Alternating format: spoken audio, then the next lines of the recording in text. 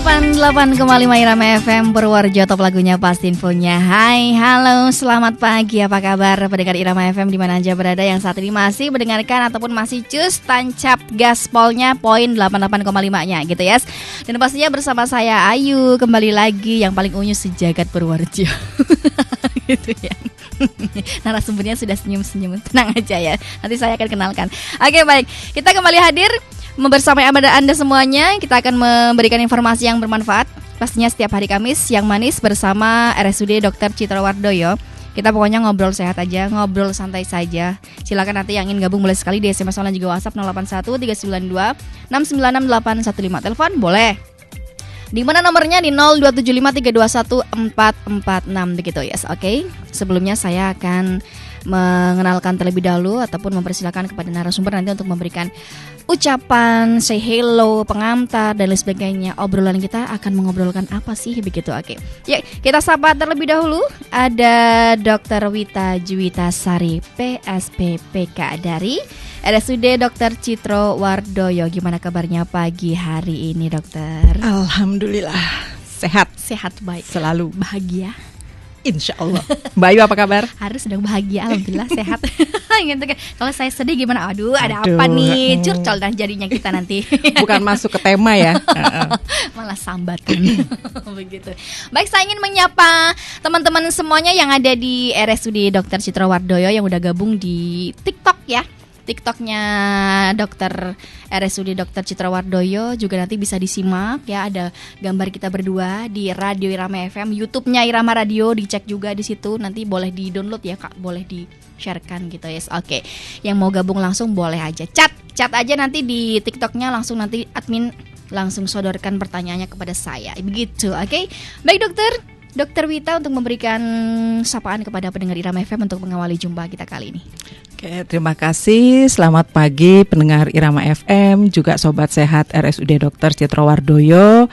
Hari ini kita akan mengangkat tema masalah donor darah, Mbak Ayu. Karena kan kebetulan tanggal 14 Juni kemarin itu kan kita baru merayakan lah Hari Donor Darah Sedunia. Hari Jumat? Tanggal 14 itu hari apa? 14 itu hari apa berarti? Tanggal 14. Jumat ya, betul ya? Oke, Jumat. Sampai lupa hari aku, coba inget tanggal. Bang Adi yang hafal ya. Oke. Ya, jadi sebetulnya sih kenapa kita harus memperingati Hari Donor Darah Sedunia, karena ini tuh sebagai bentuk penghormatan kita kepada para pendonor-pendonor di seluruh dunia dan khususnya di Kabupaten Purworejo ini, karena atas sumbangsih mereka memberikan darahnya itu kepada yang membutuhkan, sehingga yang membutuhkan itu bisa mendapatkan kesempatan kedua pulih dari penyakitnya, kemudian juga mungkin kalau yang berat-berat itu nyawanya juga bisa tertolong. Jadi itu salah satu tujuan dari Hari Donor Darah Sedunia. Kita lebih mengapresiasi para pendonor-pendonor yang sudah rutin, dan Hari Donor Sedunia itu juga kita berkampanye ya untuk teman-teman yang belum jadi pendonor, diharapkan bisa menjadi pendonor ya. Betul. Kemudian kita juga memberikan kampanye bahwa kebutuhan donor ini kebutuhan darah ini kan semakin hari semakin meningkat ya. Jadi kita harapkan dengan semakin banyaknya donor, kebutuhan darah terutama darah nasional di Indonesia dan khususnya di Purworejo ini bisa tercukupi. Seperti itu, Mbak Ayu. Oke. Kita juga berkampanye mengajak Anda semuanya jangan takut deh, karena saya juga pernah sih awal-awal takut. Mbak Ayu pendonor kah? Yes, alhamdulillah. Cuman sempat waktu itu tertunda 2 kali karena waktu itu darah yang ketika dicek tekanan darah, tensi, turun atau gimana belum boleh. Iya, karena itu salah satu syarat bagi pendonor untuk mengukur tekanan darahnya. Tapi kenapa bisa turun ya? Apakah ada masalah banyak gitu ya? Mungkin kecapean. Gitu. Rendah, akhirnya nggak bisa nunggu bulan depan lagi begitu ya, itulah. Jadi kalau misalnya kita mengajak Anda semua jangan takut. Memang pertama saya pengalaman jarum suntik takut ya kan. Gede lagi kan. Sampai sekarang mungkin ya setiap mau itu breathing sedikit, tapi habis itu les gitu kan, enak gitu ya. Oke. Dan pastinya mengajak Anda semuanya untuk kebaikan, tidak hanya dari untuk orang lain saja, tapi kembali kepada jenengan yang memberikan donor darah begitu. Tapi sebenarnya kategori donor darah itu pengertian yang jelas, terus kemudian tadi yang sudah disampaikan ada syarat-syaratnya seperti apa, terus kemudian orang usianya apakah terpengaruh kalau misalnya mau donor darah dari usia berapa sampai berapa, dan kualifikasinya seperti apa sih, mungkin bisa dijelaskan gitu. Oke, baik. Jadi untuk prosedur ingin menjadi donor darah gitu, memang pertama-tama itu memang harus dari kita sendiri ya, karena kan yang namanya donor darah itu kan memberikan darah secara sukarela, tidak dibayar gitu ya Mbak Ayu ya.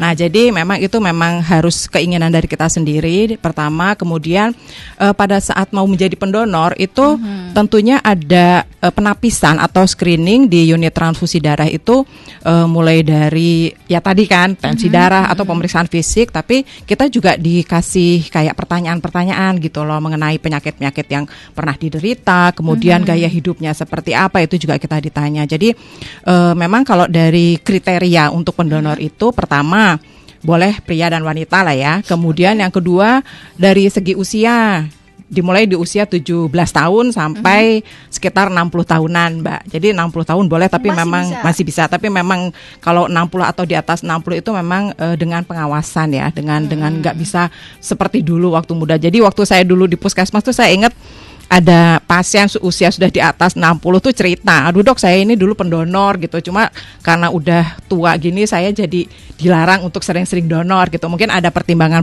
khusus di atas usia 60. Kemudian berat badan juga ternyata harus dilihat juga Mbak, karena kan pada saat pengambilan darah itu kan cairan tubuh kita itu banyak yang diambil. Jadi berat badan minimal 45 itu yang diperbolehkan untuk sebagai pendonor. Kemudian mungkin Mbak Ayu juga pernah ingat waktu saat jadi pendonor itu dihitung HB-nya, hemoglobin, kadar hemoglobin darah itu juga dihitung. Itu minimal itu 12,5 sampai 17 seperti itu. Dan lain-lainnya itu ya seperti apakah dia memiliki penyakit-penyakit tertentu, apakah pernah minum obat-obatan tertentu, itu juga dalam screening kita. Nah, pada saat penapisan pun calon pendonor itu juga sudah kita kasih apa ya Mbak? Kalau kita nyebutnya itu informed consent. Jadi kita sudah memberikan apa aja sih yang nanti akan terjadi seandainya dia itu menjadi pendonor darah gitu.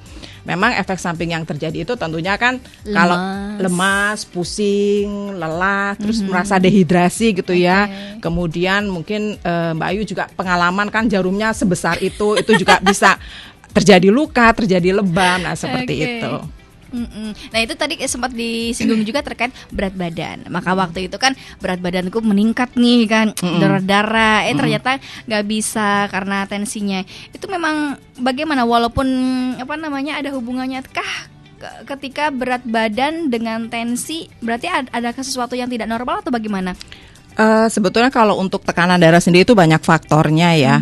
Tapi yang bagi pendonor itu kenapa kita menekankan di tekanan darah, karena kalau tekanan darahnya terlalu rendah itu kan seperti tadi sudah saya sampaikan bahwa yang kita ambil itu kan darah itu banyak ya, dari mulai 350 mili sampai 450, ditakutkan nanti tekanan darahnya itu anjlok. Makanya ada batasan tekanan darah yang terendah untuk pengambilan donor. Kemudian kenapa berat badan itu juga berpengaruh sebagai kita pendonor, karena ya itu tadi, karena kita kan mau mengambil cairan dalam tubuh kita ya. Kalau berat badan kita terlalu kurus gitu nanti lemes, kita tambah lemes seperti itu. Oke. Baik, tapi kalau misalnya donor darah usia 60-an otomatis sudah menopause ya? Untuk wanita rata-rata sudah. Jadi tak masalah atau yang menopause? Jadi gini Mbak Ayu, jadi untuk wanita sendiri itu memang ada pengecualian.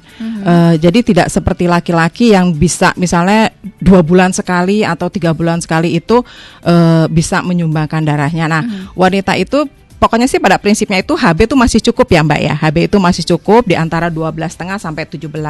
Pada wanita-wanita menopause pun kalau misalnya HB-nya bagus itu tidak apa-apa. Tapi kita balik lagi ke peraturan tadi, di atas usia 60 tahun itu memang harus berhati-hati dan dengan pengawasan yang khusus. Jadi untuk wanita sendiri ya, maaf Mbak Ayu, kan kita sebagai wanita itu ada masa menstruasi ya. Nah, itu kan juga kita mengeluarkan banyak darah, kita juga banyak mengeluarkan kadar besi. Nah, itu biasanya kalau pada wanita itu pengulangan untuk pengambilan darahnya itu lebih lama dibandingkan pada pria, dan biasanya HB pada pria itu lebih tinggi daripada pada wanita. Oke.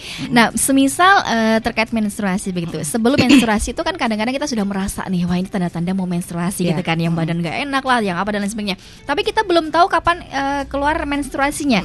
Tapi mepet sekali ataupun berdekatan dengan kita mau donor darah, itu sebenarnya berpengaruh tidak ketika kita donor darah nih, tapi kayaknya kita pikirannya mendebak-nebak aja besok pagi kayaknya menstruasi deh misalnya begitu. Itu bagaimana? Masih berlakukah darah itu baik buat didonorkan?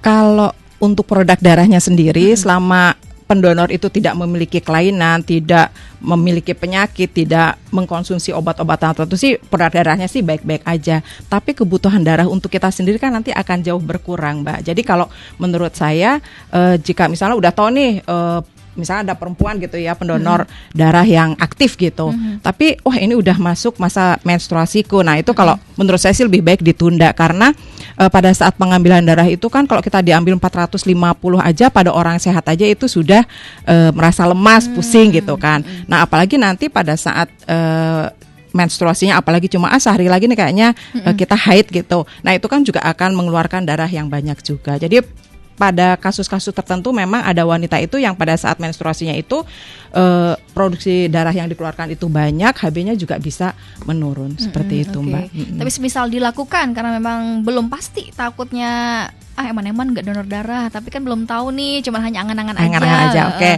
Kalau itu mungkin persiapannya aja yang harus lebih ketat ya, Mbak ya, karena kalau kita mau mendonor darah itu kan kita disarankan untuk makan dulu, minum yang banyak gitu kan. Nah, mungkin persiapannya seperti itu, Mbak. Dan pada saat nanti misalnya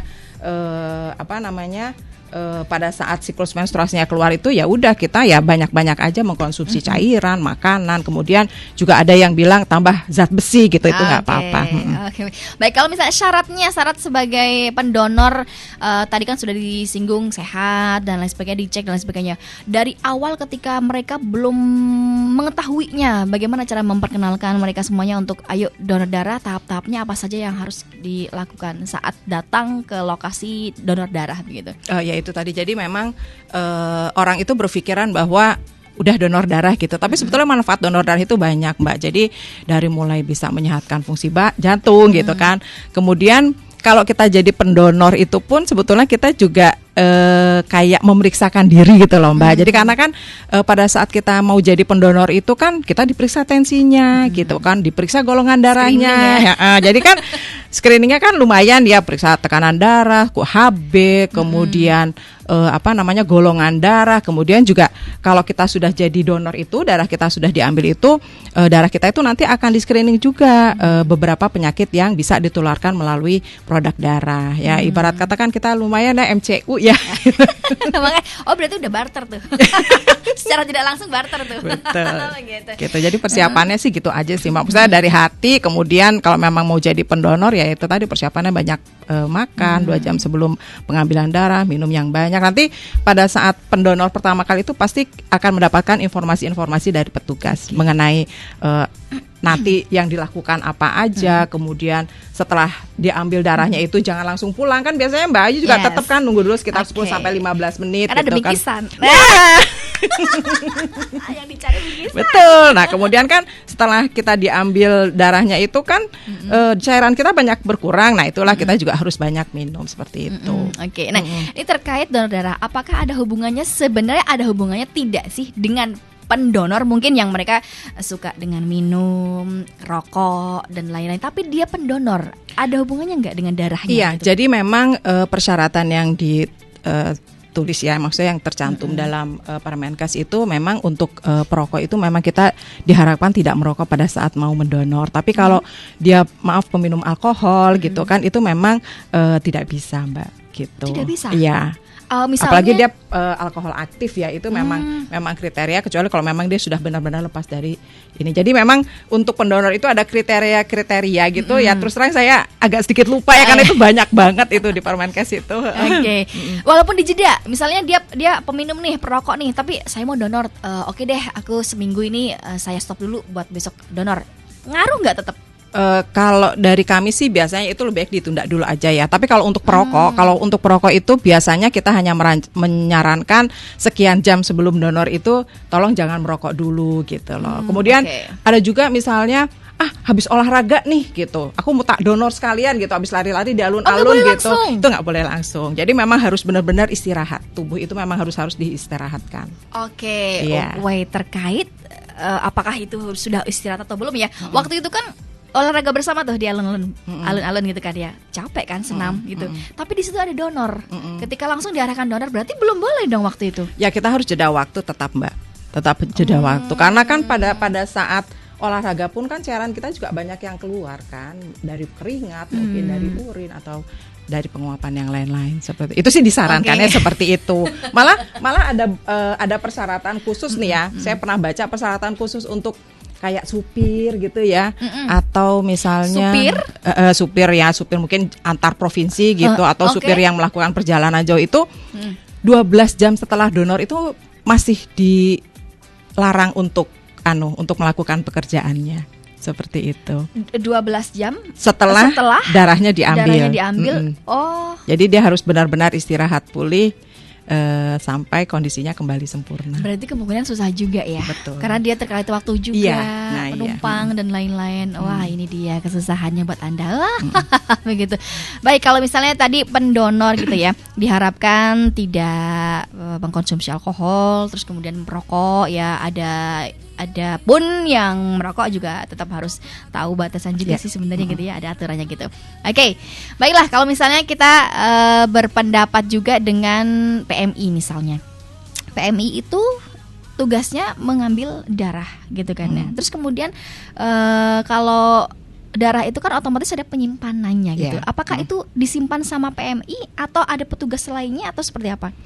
Oke, jadi PMI itu kan, kalau PMI di kita ya di Kabupaten Purworejo itu kan merupakan unit transfusi darah. Jadi fungsinya PMI ini adalah menerima pendonor darah, kemudian juga melakukan pemeriksaan tadi yang uji penyakit menular itu, termasuk juga untuk penyimpanannya dan pendistribusiannya ke rumah sakit atau vaskes yang memerlukan seperti itu. Nanti di sana juga ada penyimpanannya. Jadi PMI juga ada sendiri. Iya, tempat penyimpanannya. Iya. Sampai darah itu harus didistribusikan ke vaskes lain. Sebelum nanti bagaimana caranya kalau misalnya mau distribusi dan sebagainya, ada dengar-dengar kan ada yang bank darah gitu. Bank darah itu PMI kan bisa menyimpan darah tersebut. Bank darah itu maksudnya seperti apa, bank darah? Bank darah itu kebetulan kita di Citrawardoyo namanya bank darah rumah sakit ya Mbak ya. Jadi bank darah rumah sakit itu fungsinya apa sih, bedanya dengan PMI gitu.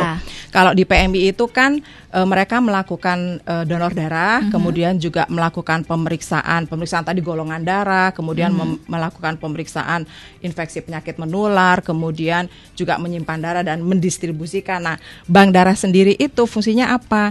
Bank darah itu sebagai tempat unit untuk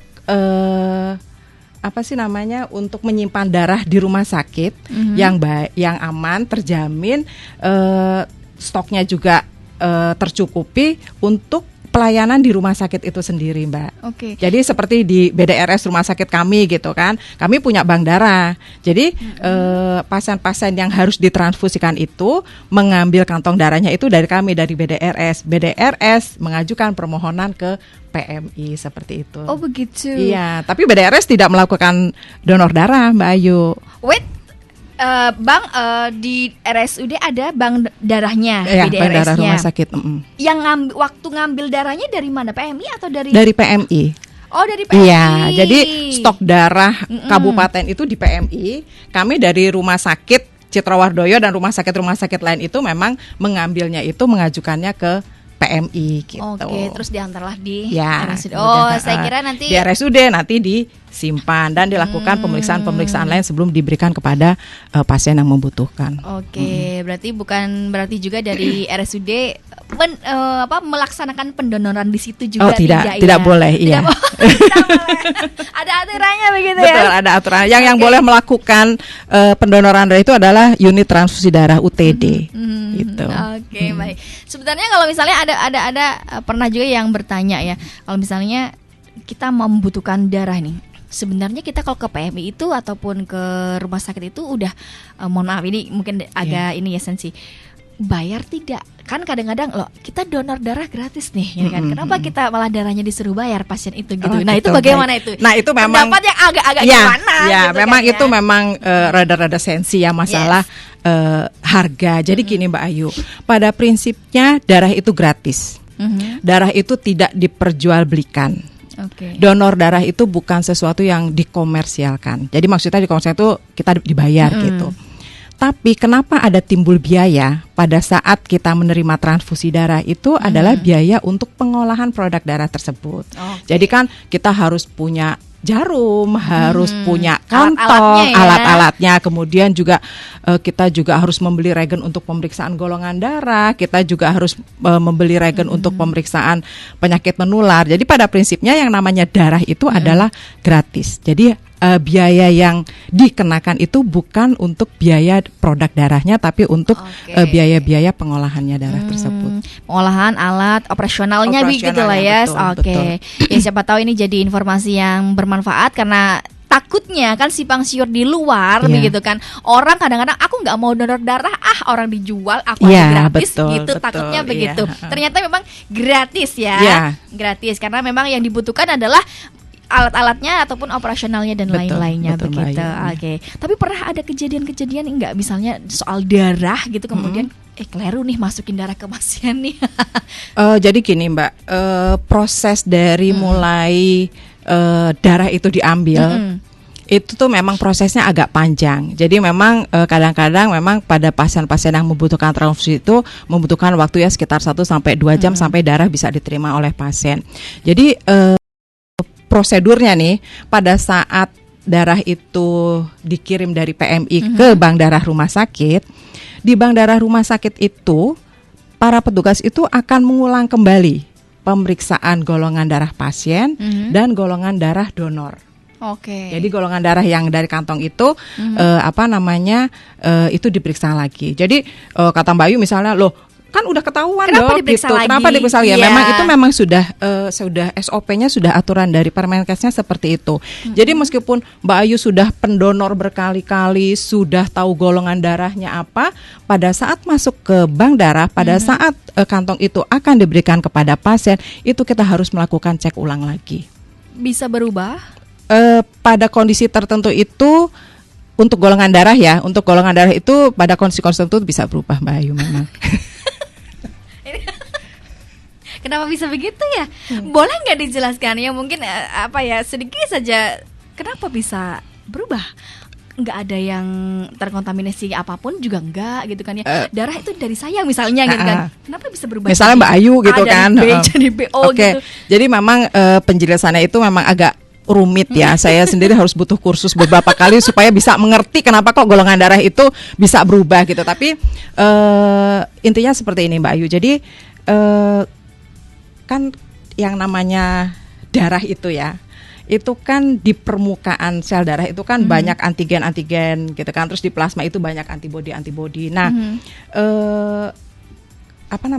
kematangan ini itu tuh sejak bayi lahir itu sempurna itu di 2 sampai 4 tahun. Jadi sebetulnya kalau bayi-bayi itu pada saat lahir langsung diperiksa golongan darahnya itu kemungkinan untuk berubahnya itu bisa. Karena kan belum matang semua si antigen di permukaan sel darahnya itu. Nah, itu satu. Jadi memang kami sarankan kalau misalnya bayi-bayi yang baru lahir itu untuk dilakukan pengulangan golongan darahnya. Kemudian yang kedua, ada beberapa kondisi tertentu, penyakit-penyakit tertentu yang bisa memang merubah golongan darah seseorang. Nah, itu agak ribet memang penjelasannya Mbak Ayu, tapi cukup sampai situ aja ya. Nanti saya sampai jam 9 di sini kan. Nggak kerja nanti saya di RSUD. Tenang ya, ada dispen ya. Nah, itu. Kemudian yang ketiga, pada usia lanjut juga ternyata bisa mengalami perubahan golongan darah. Bisa, tapi tidak semua gitu. Pengalaman teman saya ada soalnya Mbak. Iya, jadi pada saat kecil dia golongan darahnya apa, pas dia besar kemarin itu golongan darahnya tuh berubah. Ternyata itu penjelasannya. Jadi ada beberapa kondisi tertentu dan yang paling kita tidak harapkan itu kondisi-kondisi salah sampel. Ya, misalnya maksudnya mau periksa golongan darahnya Mbak Ayu, yang dikirim ke kami itu adalah golongan darah yang lainnya. Nah, itu jangan sampai, karena kesalahan golongan darah itu harus 0% Mbak di kami itu, Mbak. Iya. Harus 0%, tapi harus pernahkah ya mungkin jelek-jeleknya 1-2 kali pernah terjadi kan? Pernah. Manusia tidak ada yang sempurna ya, Mbak. Jadi memang kami pernah mengalami perbedaan golongan darah pasien itu riwayat dan pada saat diperiksa. Nah, sebetulnya kalau misalnya riwayatnya misalnya A, sekarang pas diperiksa B itu kita lebih enak karena kita bisa lihat riwayatnya.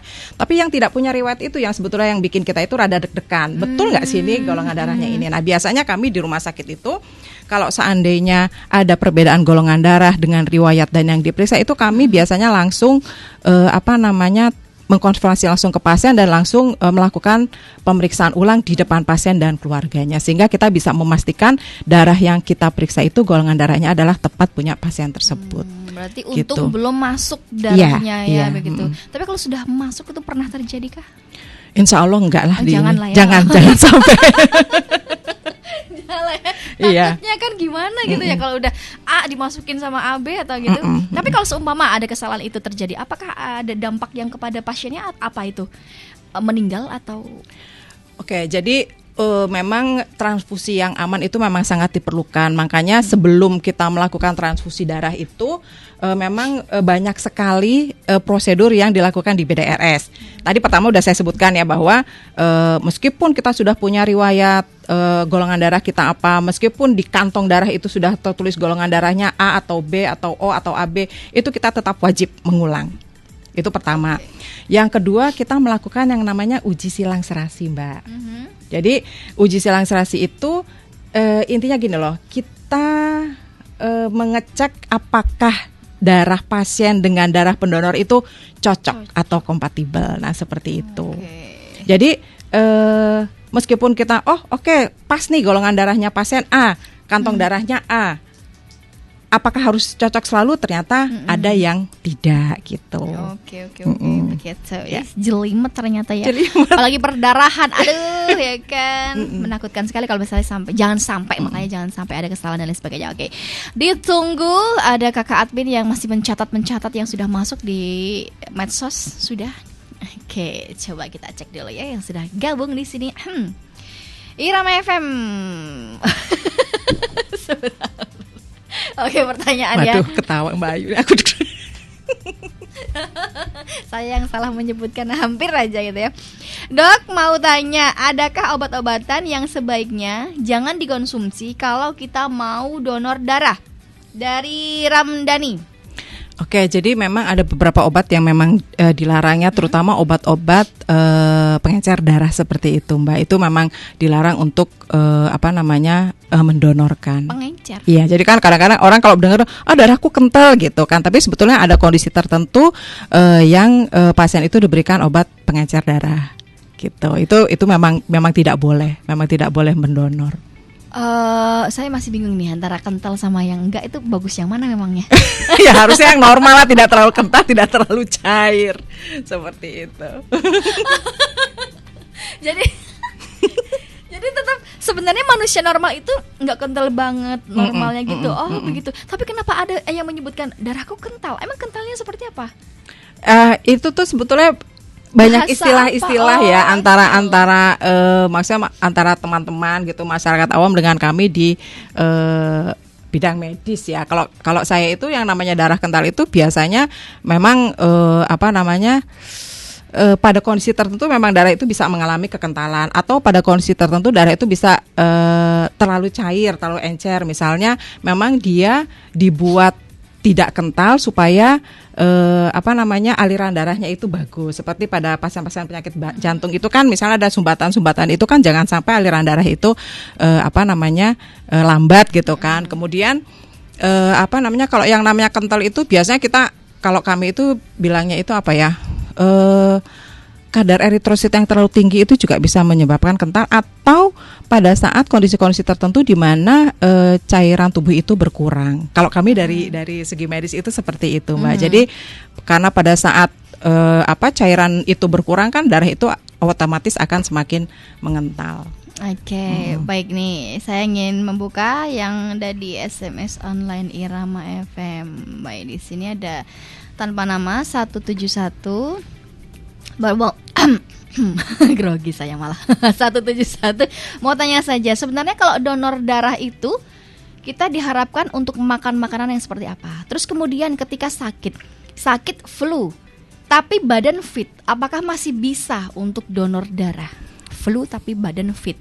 Oke, terima kasih. Tadi kodenya berapa? 171, nomor belakangnya. Oke, terima kasih atas pertanyaannya. Jadi memang pada saat kita mau mendonor itu, memang yang sumber yang saya baca itu memang makanan-makanan yang berlemak itu dikurangi, Mbak. Jadi memang pada saat kita mau mendonor itu, usahakan makanan itu yang yang tidak berlemak gitu, yang tidak mengandung minyak itu dihindari. Kemudian pada saat kondisi sakit, jadi memang Mbak untuk pendonor itu ya, kalau dari Permenkes itu ada memang yang ditolak atau yang menunda. Untuk pasien-pasien infeksi itu ada beberapa kriteria memang Mbak. Jadi ada yang harus menunggu sampai benar-benar dia itu pulih, ada yang menunggu sampai sekian bulan gitu baru boleh memberikan darahnya lagi. Untuk kasus influenza, kalau influenza itu kan gimana ya? Itu kan infeksi virus ya. Dalam 3 sampai 5-7 hari itu dia akan sembuh sendiri. Itu tuh kalau kita benar-benar sudah merasa yakin suhu tubuh kita itu sudah normal kembali, kemudian kita juga sudah tidak ada gejala-gejala lagi, itu bisa langsung memberikan donornya. Tapi pada saat kita lagi meler-meler gitu kan, batuk-batuk, greges-greges, meskipun kita rasanya fit ya itu lebih baik jangan. Misalnya meler saja, batuk selesai, udah sembuh nih misalnya batuk. Dengan melernya belum tuntas misalnya. Artinya kan masih ada sesuatu di dalam tubuh kita, lebih baik ditunda gitu. Meskipun kita rasanya badan udah sehat kok, udah waktunya donor gitu. Karena memang saya punya teman-teman pendonor yang aktif gitu ya. Kalau nggak donor tuh katanya badannya nggak enak gitu. Nah, tambah nggak enak kan. Nah, seperti itu. Tapi begitu. Bukan berarti karena lagi sakit biar badannya enak terus mendonorkan darahnya gitu ya, itu juga jangan. Gitu. Ya biasanya kan begitu. Jadi kan biar ya sudah karena sehat gimana yuk donor yuk biar sehat gitu kan. Tapi tujuannya boleh itu tapi ya jangan itu. Jangan itu. Oke. Gitu ya. Boleh ya, silakan para pendonor, guys. Newbie boleh mencoba, jangan takut. Gimana nih caranya dokter kalau misalnya untuk mengajak mereka sosialisasikan? Tadi kan ada beberapa tahapan, terus kemudian syarat-syaratnya dan lain sebagainya. Untuk mengajak selain niat nih dari sosialisasi yang diberikan dari yang memberikan sosialisasi, apa ada cara-cara yang jitu biar mereka tuh mau untuk mendonorkan gitu? Karena donor darah ini kan termasuk Mbak, sosial ya Mbak ya. Itu memang harus dari diri kita sendiri sih Mbak. Jadi menurut saya kita hanya bisa mengajak, menyarankan tapi tidak untuk memaksa. Kalau menurut saya seperti itu Mbak, karena tujuan kita untuk berdonor darah itu tentu untuk kemanusiaan ya. Itu kan amalan kita nantinya kan. Karena bagian tubuh kita diambil segitu banyaknya itu, badan kita jadi sakit, itu kan. Tapi kita ibaratnya itu kan kita tidak dibayar atau tidak mendapatkan apa-apa seperti betul itu, ya, Mbak. amal dari kita. Ya, ibarat kata kita, aduh lagi dompetnya lagi bolong nih, gitu kan ya. Jual darah gitu. Daripada aku nggak bisa sedekah pakai duit, ya sudah pakai darah bisa ya. Gitu. Niatnya aja yang baik, tapi gitu ya. Gitu. Oke, terima kasih deh buat Anda semuanya. Ditunggu lagi. Apakah ada pertanyaan yang ada di medsos, sapa-sapa gitu, boleh untuk menyapa-nyapa boleh. Untuk telepon juga boleh gitu ya. Terus kemudian kalau misalnya di rumah sakit sendiri, adakah ketika kita mau meminta, selain misalnya di PMI habis nih, terus kemudian kita sering ada notifikasi di grup-grup itu orang lain meminta darah, tapi bukan dari BDRS atau bukan dari PMI gitu. Nah, itu maksudnya seperti apa? Pernah tidak terjadi seperti itu? Karena saya pernah ada WhatsApp masuk meminta donor darah atas nama PMI. Ya, apakah itu memang nyata atau tidaknya? Kan kita diamkan saja begitu kan. Baik. Ya, bagaimana cara merespon kita? Apakah benar yang disampaikan di grup-grup WhatsApp? Karena soal darah kayaknya nggak ada yang bohong deh kalau darah. Betul, gitu kan ya. Iya. Itu bagaimana itu? Oke, jadi gini Mbak Ayu, saya bicara di rumah sakit sendiri ya Mbak ya, di Citra Wardoyo itu memang kan semakin banyaknya pelayanan itu kebutuhan darah itu kan semakin meningkat. Sebetulnya kita tuh setiap bulan itu selalu menghitung kebutuhan darah yang akan kita stok di rumah sakit, yang akan kita mintakan ke PMI. Tapi kadang-kadang ada beberapa kasus itu yang ternyata stok di BDRS tidak ada. BDRS meminta ke PMI, PMI juga tidak ada. Gitu. Jadi memang alhamdulillah kami di RSUD Citra itu ya, kalau misalnya ada pasien kurang darah itu tuh teman-teman tuh langsung bikin kayak story gitu kan, dibutuhkan darah untuk pasien A. Nah, membutuhkan misalnya trombosit 4 kantong. Nah, itu memang insya Allah kalau dari RSUD itu memang benar kenyataannya seperti itu, karena memang meskipun semakin banyak pendonor, ternyata semakin banyak juga yang memerlukannya, seperti itu Mbak Yu. Jadi kalau itu memang sumbernya dari rumah sakit itu memang biasanya kita umumkan seperti itu. Nah, kenapa itu ada di WhatsApp? Nanti ujung-ujungnya misalnya nih Mbak Yu dapat WhatsApp nih seperti ini, bahwa dibutuhkan golongan darah tertentu gitu. Tetap pengambilannya itu melalui PMI. Gitu. Tetap pengambilan darah itu tetap melalui PMI, tetap kita melakukan prosedur dari BDRS permintaannya ke PMI. Tapi itu namanya itu biasanya kita sebutnya itu donor keluarga ya. Jadi pada saat kasus-kasus tertentu di mana stok darah itu habis, itu kita biasanya mencari dari keluarga terdekat atau dari teman-teman. Seperti itu namanya donor keluarga. Tapi memang ada yang ada. Dan di rumah sakit Citra Wardoyo itu cukup sering ya kita butuh darah. Apalagi kemarin saat demam berdarah meningkat, itu kan kebutuhan trombosit itu kan juga meningkat gitu. Kadang-kadang kalau melalui media sosial antar percaya dan tidak gitu, takut ada kebohongan, tapi masa darah dibohongin kan gimana gitu kan. Begitu. Tapi ketika kita nih melihat membaca informasi itu, ini aku mau donor nih, kita mau kemana? Ke RS itu atau ke PMI dulu atau bagaimana? Ke PMI, karena tadi kan sudah saya sampaikan Mbak, yang melakukan pengambilan darah dari donor itu adalah PMI, bukan rumah sakit. Berarti kita ke PMI langsung ke PMI ke sana. Ngambil pun kita sebagai orang yang biasa nggak boleh dong ya, tetap dari keluarga misalnya keluarga mau ngambil darahnya tetap nggak bisa. Keluarga langsung ke PMI langsung itu nggak bisa. Jadi memang untuk distribusi darah sendiri memang harusnya itu tertutup ya. Jadi memang harusnya dari BDRS ke PMI atau PMI ke BDRS seperti itu. Keluarga nggak boleh pasien gitu. Pada kasus-kasus tertentu itu masih terjadi seperti itu. Iya.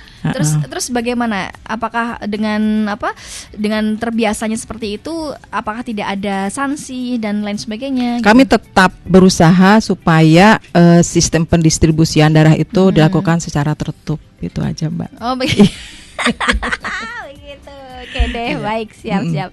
Terima kasih. Ini terkait golongan darah. Yuk donor darah, jangan ada ketakutan sama sekali, karena donor darah membuat kita lebih sehat lagi ya. Ini kan darahnya darah Tuhan gitu kan, darah dari Allah ya kan.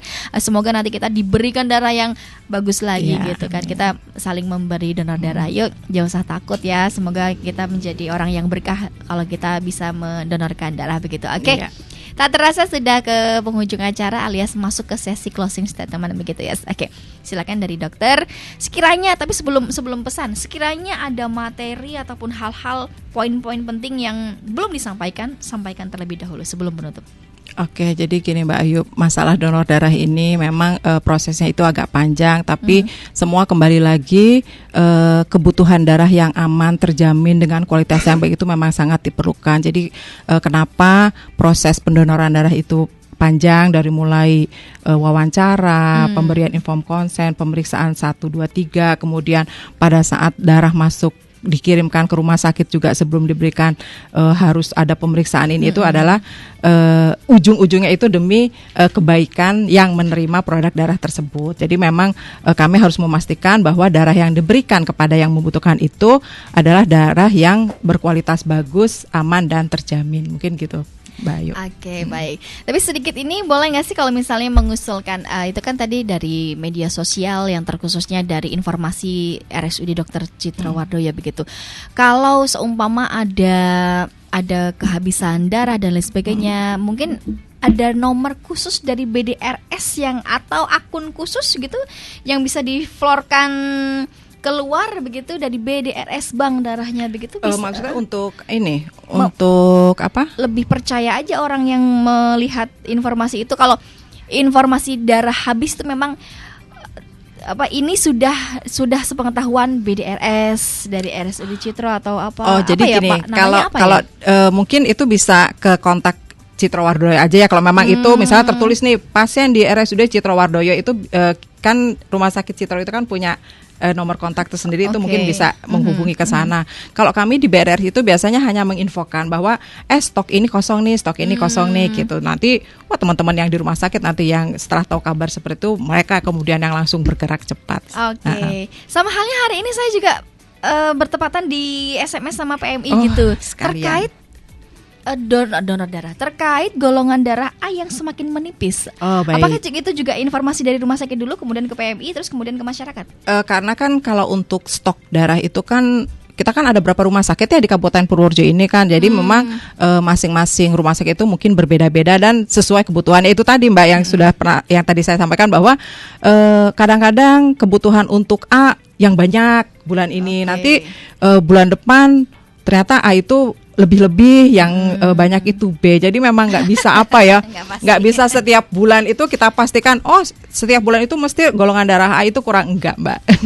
Gitu. Jadi kondisi-kondisi tertentu aja. Ketika sudah tinggal satu atau berapa stoknya kita langsung keluarkan ya. Karena kan kebutuhan darah khususnya di Citrowardoyo itu kan sangat besar sekali Mbak gitu. Jadi memang saya juga sampaikan sama teman-teman di Bank Darah itu, masalah stok darah itu memang kita harus benar-benar perhatikan gitu, karena pada saat Bank Darah itu kosong stoknya, belum tentu di PMI itu juga ada. Kayak tadi kan Mbak Ayu menerima pesan bahwa stok A-nya kosong gitu. Mungkin PMI juga mendapat laporan dari rumah sakit, saya butuh nih golongan darah A gitu. Rumah sakit A butuh 10, rumah sakit B butuh 5. Ternyata misalnya di PMI hanya ada 2 gitu kan, itu kan tidak bisa mencakupi semua ya. Jadi yang golongan-golongan darah tentunya itu dipanggil-panggil. Jadi memang sistem pendonor darah ini bagus ya Mbak ya. Jadi unit transfusi darah itu sudah memiliki nama-nama pendonor gitu kan. Kemudian sudah memiliki komunitas sendiri lah bagi para pendonor itu. Oke, baiklah. Kayaknya bikin ketenangan tersendiri ya dengan donor darah gitu ya. Gak usah khawatir disalahgunakan dan lain sebagainya begitu ya. Oke, berikan kesan, pesan dan motivasi kepada pendengar Irama FM mungkin agar mau untuk menjadi pendonor dan lain sebagainya. Silakan sekaligus untuk menutup jumpa kita kali ini. Oke, terima kasih semuanya. Mungkin saya mengacu pada tema Hari Donor Darah Sedunia tahun 2025 ini bahwa kita itu berikanlah darah, karena dengan kita memberikan darah itu kita bisa memberikan harapan kepada mereka-mereka yang membutuhkan, dan dengan kita memberikan darah, kita memberikan harapan, itu juga bisa memberikan kesempatan kedua bagi mereka yang memang dalam kondisi-kondisi tidak baik gitu. Mungkin gitu aja Mbak. Oke, baik. Terima kasih Dr. Wita Juwitasari, PSPPK dari Rumah Sakit RSUD Citrowardoyo, ada juga yang di BDRS-nya ya. BDRS, ya. Oke, baik. Apabila nanti silahkan dengan kesadaran diri kita ada yang ingin memberikan sumbang darahnya panjenengan semuanya ke PMI biar nanti bisa didistribusikan kepada RSUD Dr. Citrowardoyo, siap gaspol gitu ya. PMI selalu menerima kapanpun dimanapun Anda berada begitu. Oke, baik, terima kasih, salam sehat, salam sejahtera, semoga kita selalu diberikan keberkahan, kelancaran dan kemudahan dalam segala hal apapun yang kita lakukan di dunia ini. Semoga mendapatkan kebaikan asal kita juga memberikan kebaikan begitu ya, karena hidup itu tak bertuai, kita beri yang terbaik, insya Allah kita mendapatkan yang terbaik. Assalamualaikum warahmatullahi wabarakatuh, sampai jumpa.